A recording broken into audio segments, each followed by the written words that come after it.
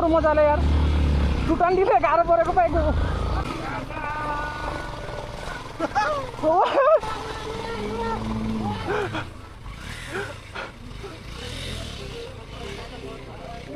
लड्छ यार ल जाम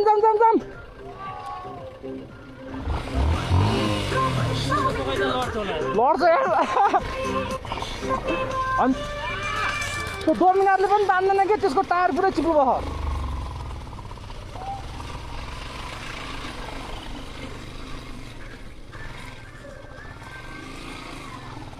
ल हेर पछाडिको चक्का त हल्लिरहेको छ पुरै